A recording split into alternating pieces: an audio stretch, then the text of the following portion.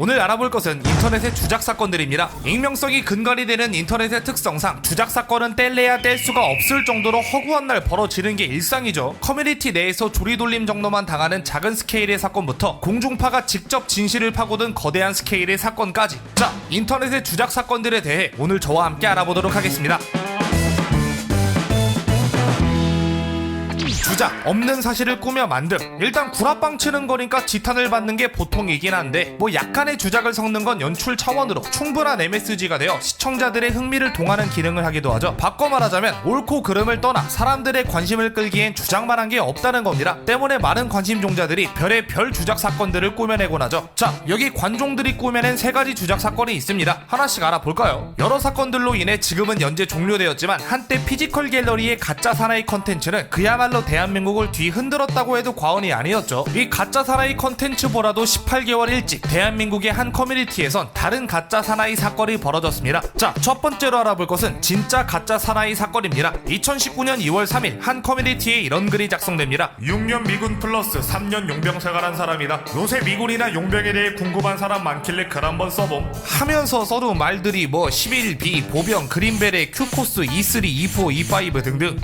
보기만 해도 아찔하네. 내 아는 E3는 게임쇼밖에 없는데. 아무튼 미군 용병 생활을 자세하게 설명해 준다는데 여러분 같아도 궁금하지 않겠어요? 흥미가 동한 이들은 글쓴이에게 사살 경험이 있느냐, 총 맞아본 적이 있느냐, 정글을 가냐 사막을 가냐 같은 비교적 일반적인 질문부터 무기는 직접 사야 하느냐, 택티컬 부츠 브랜드는 뭐냐, 강아시 장비 무게는 몇이냐 같은 구체적인 질문까지 아주 자세히 물어봤는데 글쓴이는 청산 유수처럼 줄줄 읊어대는 겁니다. 댓글만 770개가 달리는 등 많은 관심을 받게 되었고 글쓴이는 이어 연재 형식으로 글을 작성합니다. 글을 딱 읽어보면 말이죠, 뭐랄까 콜 오브 듀티를 현실로 직접 마주하는 느낌? 그도 그럴 게 뭐 야간 투시경, 권총, 소총, 드론, 조준기 등등 실제 사용했다는 장비 소개와 더불어 팀 구성 요원, 훈련 코스, 용병 회사 이름 등등 너무 구체적이고 전문적인 내용이 가득해 저 같은 문외한에겐 외계어로 들릴 정도로 생소한 이야기들이었거든요. 원래 전문적인 용어가 주는 신뢰감이란 게 무시할 수가 없지 않습니까? 이 절 보세요. 슬쩍 보면 와 씨발 무슨 논문 내용 긁어온 것 같은데 자세히 보면 그냥 와우 레이드 공략 글입니다. 내 생각엔 맥스 DP보다 미니멈 DP로 타임을 겟한 다음 넥스트를 도모하는 것이 베스트 아닌가 싶다. 디프런 오피니언 있는 사람?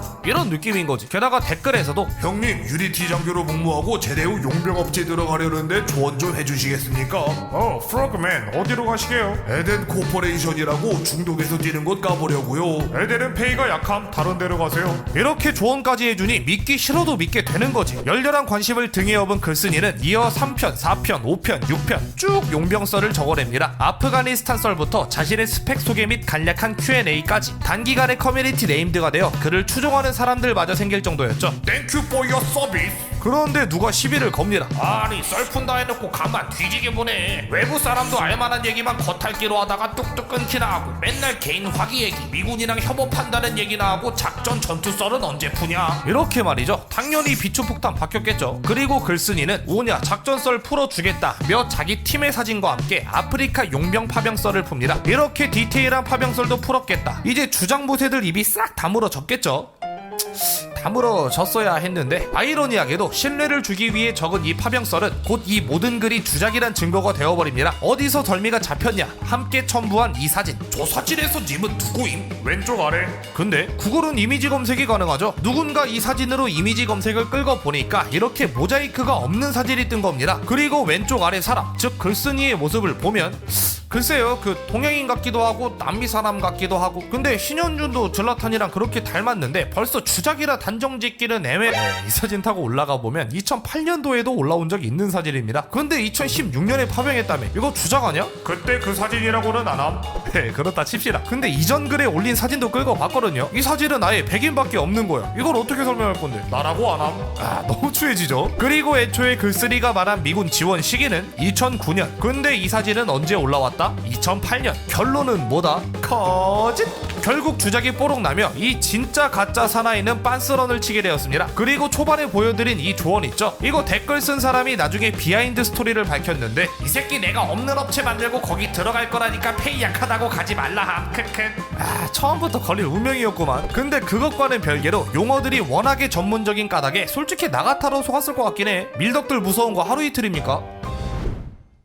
기억하는 분이 있으려나 모르겠는데 예전에 경쟁빵집 매출 떨구겠다고 식빵에다가 생쥐를 넣고 빵을 구운 다음에 인터넷에 이를 올려 주작을 했던 사건이 있었죠. 발상은 굉장히 비정상적이지만 주작을 한 명분은 뚜렷합니다. 실질적인 이득을 위해. 근데 관종들은 오로지 관심만을 위해 주작 사건을 꾸며내죠. 뭐 서브컬처 계열 말로는 순수 악이라고도 부를 수 있을 것 같은데 이번에 소개할 사건도 그러합니다. 자, 두 번째로 알아볼 것은 유사의학의 위험입니다. 19년 초 대부분의 커뮤니티에 이런 제목의 글이 퍼집니다. 선진국의 치매 연구 근황. 다큐멘터리의 캡처본으로 보이는 이 게시글을 요약하자면 다음과 같습니다. 치매는 질병이 아니라 노화의 한 종류이다. 인류의 평균 수명이 늘어나면서 지금에서야 뇌의 내구성 한계가 표면으로 드러난 것뿐이다. 독일은 물론 미국에서도 치매 연구 예산을 삭감하고 있다. 쉽게 말해 치매는 누구나 겪을 수밖에 없는 현상이며 병이 아니기 때문에 고치는 것 또한 불가능하다는 내용이었죠. 다큐에서도 언급하지만 정말 잔인한 이야기 아닙니까? 저도 할머니께서 치매를 앓으셨던 터라 이 병이 얼마나 무섭고 잔인한 병인지 알거든요. 근데 사실 치매는 그저 노화의 한 종류이고 영원히 고칠 수 없다는 게 의학계의 중론이란 거잖아요. 때문에 이 캡처볼이 나돌 당시 안락사밖에 답이 없는 거냐며 개탄하는 사람들이 많았습니다. 그리고 아마 치매 환자를 돌보고 있는 사람들에게는 청천벽력과도 같은 말이었겠죠. 많은 사람들이 안타까워하던 그때 어떤 사람들의 등장으로 이 사건은 새로운 국면을 맞이합니다. 다름 아닌 직접 레퍼런스를 찾아내려던 사람들. 우선 캡처본에 다큐의 이름, 방송사 로고가 있어야 할 자리가 말끔하죠. 때문에 이 캡처본을 실마리로 원본 동영상을 추적한 결과 원본은 알츠하이머랑은 1g도 연관이 없는 BBC의 이비인후과 수술 다큐멘터리란 걸 밝혀냅니다. 또한 캡처본의 치매 연구 예산 삭감이란 말과는 정반대로 몇 년간 꾸준하게 예산이 증가하고 있다는 레퍼런스 또한 찾아냈고요. 과학 잡지에 실린 최신 연구 기사까지 찾아내었습니다. 또 관련 학부를 전공하는 사람은 논문, 서적, 기사를 꼼꼼히 뒤져 이에 대해 반박하기도 했죠. 사건이 일파만파 퍼져나가자 MBC, 당신이 믿었던 페이크에서 이를 추적하는 내용이 방영되었는데요. 전문가들은 이 게시글의 내용은 사실 확인조차 필요 없다고 못을 박았습니다. 그럼 궁금하지 않으신가요? 도대체 누가 어떤 목적으로 이런 주작을 하고 퍼뜨렸는지. 방송에서도 치매 정책에 제동을 걸려는 사람 아니냐, 분명히 의도가 존재한다고 말했고 인터넷의 반응도 주식, 정치 등에 영향을 미쳐 2차 이익을 보려는 사람이 분명하다는 식이었죠. 때문에 원글 작성자를 추적해보았는데 더 충격적인 사실이 드러납니다. 이 사람은 치매뿐만 아니라 남녀 갈등, 장애 혐오, AI에 의한 일자리 상실 등 불안을 조장하는 가짜뉴스를 꾸준히 만들어 퍼뜨려왔던 것이죠. 때문에 전문가는 이건 2차적인 이익을 얻기 위함이 아니라 자신이 가진 무의식적인 불안을 토대로 가짜뉴스를 만들고 그것을 퍼뜨려 사람들이 혼란스러워하는 모습을 은밀하게 쳐다보려는 사람이란 분석을 했죠. 실제로 해당 방송이 나간 뒤 원글 작성자가 등판했는데요. 전문가의 분석이 정확히 들어맞았습니다. 자신이 느끼는 불안을 주제로 가짜뉴스를 만들어 퍼뜨렸고 그걸 보는 사람들의 반응을 보며 낄낄대는 게 인생의 낙이었다고 하네요. 사과도 같이 적긴 했는데 그 이전에 내 인생에서 무언가를 이룬 기분이다 라며 신나했던 걸 보면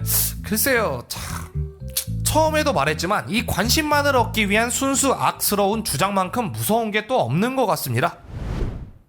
반년 전에 그 가짜 납치 사건 기억하시나요? 자기 납치당했다고 해놓고 살려달라 하긴커녕 인생 쓰다, 뭐 달다, 트친드라 팔로우 못해서 미안하다, 아 오타났네, 요거 수정한다 이러면서 온갖 여유 다 부리더니 결국은 자택에서 숨쉰 채 발견됐던 그 사건. 외국에서도 이와 비슷한 사건이 하나 있었습니다. 자, 세 번째로 알아볼 것은 카라의 행방불명 사건입니다. 2012년 9월 30일 트위터에 이런 글이 하나 올라오죠. There's someone in my house. Call 911. 아이템 영어 존나 못하네, 크크, 스펠링 다 틀림. 예, 그건 팩트긴 한데 이건 그냥 쓴 거 그대로 들고 온 겁니다. 엄청 쉬운 단어인데도 스펠링이 틀릴 정도면 위급한 상황이었다는 게 유추되죠. 아, 이래놓고 서머니랑 하우스인데 오타네 이랬으면 웃기긴 했겠다. 아무튼 세상은 아직 따뜻하다. 위험을 보고 지나칠 수 없던 이들은 즉시 경찰에 신고를 했고 주말에만 카라를 찾아달라는 전화가 6,000건 이상 보고를 했을 정도죠. 또 트위터를 통해 Help Find 카라라는 해시태그가 부상했고 관련 메시지들의 리트윗 횟수는 무려 3,200만 번이었습니다. 이 정도면 사실상 국가적인 이슈라고 봐도 무방하겠죠. 실제로는 대형 언론사도 이를 조명했으니까 말입니다. 때문에 경찰은 즉시 인근 CCTV를 대조하여 수색을 시작했고 얼마 지나지 않아 카라를 태운 택시를 발견하게 됩니다. 이 택시기사를 신문하여 그녀가 라웨이역까지 갔음을 알게 되었고 해당 역의 CCTV를 뒤져 소재 파악을 한 끝에 이후 10월 3일 뉴저지 턴파이크 근처 버거킹 휴게실에서 카라를 찾아냈죠. 혹시 모를 외상에 대비하여 카라는 병원 치료를 받은 뒤 가족의 품으로 무사히 귀환합니다. 네티즌들이 한데 모여 소녀를 찾아낸 이 훈훈한 사건. 자, 훈훈한 건 잠시 뒤로 밀어두고 이제 참교육의 시간이죠. 카라 집에 침입했던 강도 새끼들 잡아다가 족쳐야 될 거 아니야. 근데 카라의 진술이 좀 이상합니다. 한 남자가 집에 들어와 강제로 떠나라고 했고 이후 46시간 동안 기억이 없어요. 46시간 동안 기억이 없더라. 병원에선 딱히 문제는 없다 했는데 이틀치 기억을 통으로 까먹었다. 쎄하죠. 그래도 강도는 잡아야 한다. 수개월에 걸쳐 카라에게 진술을 받아냈는데 이름 모를 28살 흑인이 갑자기 쳐들어와서 나를 버스에 태웠어요. 지가 택시 타고 갔죠. 뭔가 시골에 있는 느낌이고 여기가 어딘지도 모르겠더라고요. 지가 기차표 끌었거든요. 진술을 받아낼수록 점점 앞뒤가 안 맞는 개소리로 변하는 겁니다. 결국 카라는 고심 끝에 수사관에게 이런 진술을 하죠. 페이크다 이 병신들아! 9개월 만에 결국 이 모든 납치극은 주작으로 밝혀졌습니다. 사람들이 궁예질 하기로는 딱 사춘기 때 정말로 세상에 나에게 관심이 있는지 일종의 테스트를 하기 위해 이런 주작을 한 게 아닐까 이렇게 얘기하던데, 만약 그게 사실이라면 인생에서 받을 모든 관심 한꺼번에 다 받은 거니까 만족스럽긴 했겠네요. 그리고 자기 때문에 도움을 받지 못한 많은 사람들에게 부끄러워야 할 테고요. 당연히 그녀는 처벌을 받았습니다. 1년의 보호 관찰, 6개월의 면허정지, 40시간의 사회봉사, 2,000달러의 손해배상금까지. 주작한 박의 대가치고는 처벌 수위가 좀 세죠. 허나 이 사건 이후로 미국 잼미리들이 저 납치됐어요 유유 같은 거짓 트윗을 올리는 모방범죄가 엄청 생겨났기 때문에 응당한 처벌일지도 모르겠습니다. 퍼거슨 형님, 당신은 도대체...